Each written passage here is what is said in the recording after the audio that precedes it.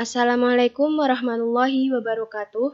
Kami dari kelompok 1 yang beranggotakan Ruha Maulida dan Hani Nurul Inayah akan sedikit memaparkan materi mengenai pengertian dan ruang lingkup psikologi pendidikan.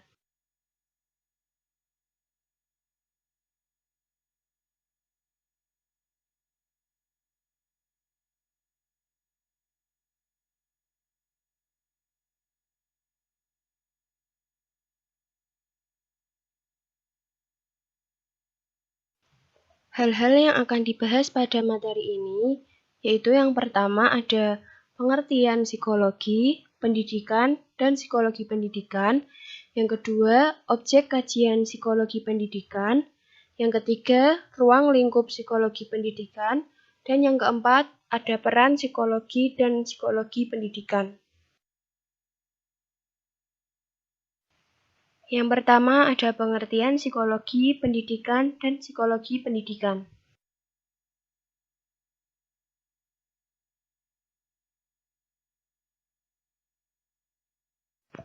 Yang pertama ada pengertian dari psikologi.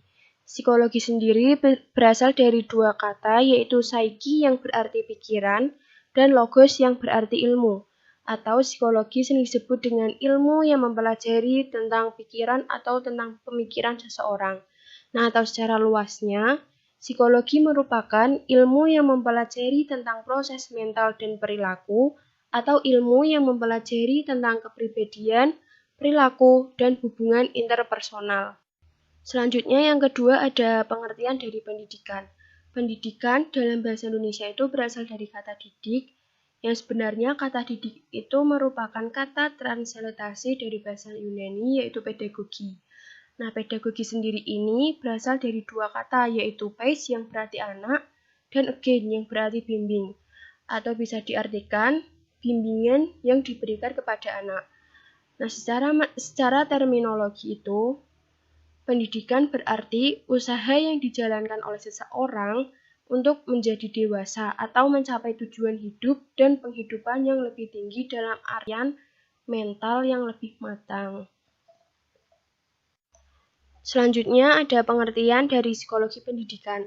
Psikologi pendidikan merupakan ilmu yang membahas mengenai psikologis yang bertalian dengan pendidikan, meliputi teori-teori yang diajarkan, tinjauan psikologis mengenai situasi pendidikan, seperti sifat-sifat umum aktivitas dari manusia, sifat-sifat khas setiap individu, dan perbedaan-perbedaan dalam bakat setiap individu, serta tinjauan psikologis mengenai manusia dalam proses pendidikan, seperti masalah belajar, perkembangan belajar setiap individu, dan penilaian dari hasil-hasil pendidikan.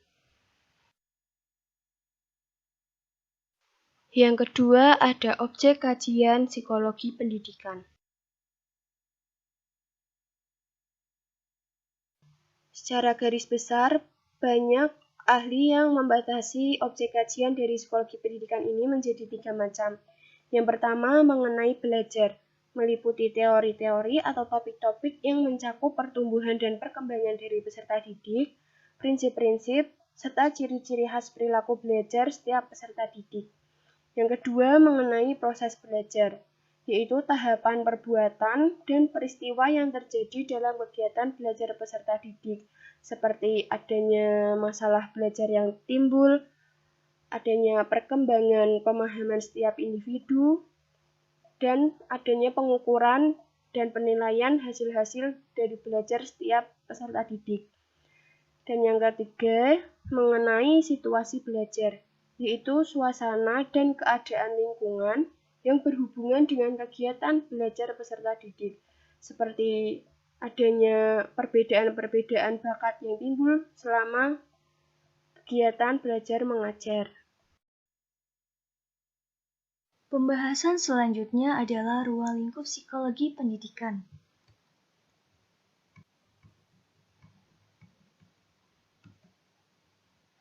Crow and Crow mengemukakan ruang lingkup psikologi pendidikan antara lain, yang pertama, sampai sejauh mana faktor-faktor pembawaan dan lingkungan berpengaruh terhadap belajar.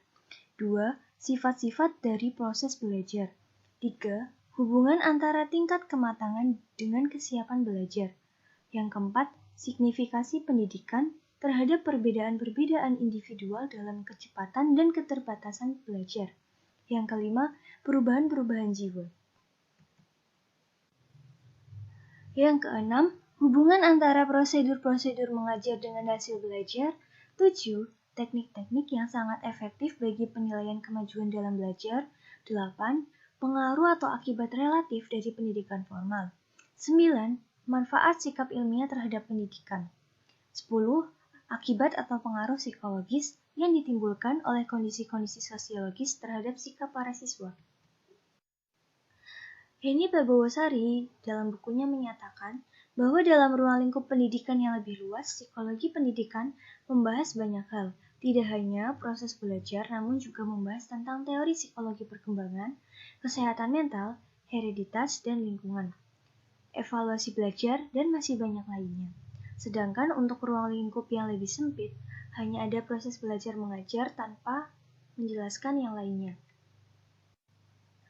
Berdasarkan ilmu psikologi pendidikan membahas yaitu yang pertama pertumbuhan dan perkembangan, 2. hereditas dan lingkungan, 3. potensial serta karakteristik tingkah laku, 4. hasil proses pendidikan serta pengaruhnya, 5. hygiene mental dan pendidikan, yang keenam evaluasi hasil pendidikan. Menurut Sumadi Suryobroto, ruang lingkup ilmu psikologi pendidikan meliputi yaitu yang pertama, pengetahuan mengenai psikologi pendidikan. 2. Pembawaan. Yang ketiga, lingkungan fisik dan psikologis. 4. Proses-proses tingkah laku. 5. Perkembangan siswa. 6. Hakikat dan ruang lingkup belajar. 7. Faktor-faktor yang dapat mempengaruhi belajar. 8. Pengukuran pendidikan. 9. Hukum dan teori belajar. Selanjutnya, ada peran psikologi dan psikologi pendidikan. Yang pertama yaitu kita membahas peran psikologi dalam dunia pendidikan. Pertama yaitu dalam aspek kurikulum pendidikan, didasarkan pada kemampuan kognitif, afektif, serta psikomotorik. Yang kedua, sistem pembelajaran. Didasarkan pada respon psikologi pada pengajar yang baik. Yang ketiga, sistem penilaian.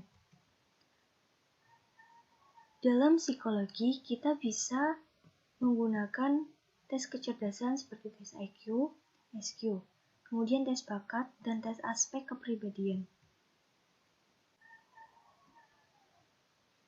Gloria Christopher berpendapat bahwa psikologi pendidikan dalam dunia pendidikan memiliki peran untuk memberikan wacana-wacana solusi terbaik bagi keberagaman persoalan yang muncul dalam suasana proses belajar mengajar.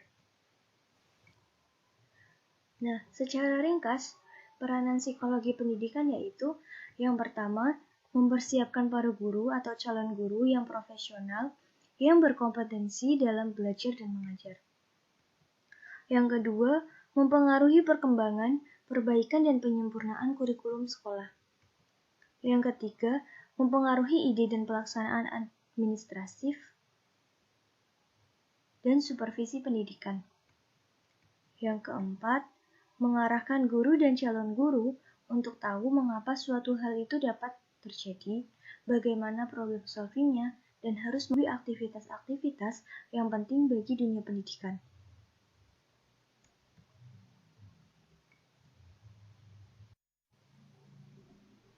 Terima kasih. Itu saja yang dapat saya dan rekan saya sampaikan. Kurang lebihnya mohon maaf yang sebesar-besarnya. Billahi taufiq wal hidayah. Wassalamualaikum warahmatullahi wabarakatuh.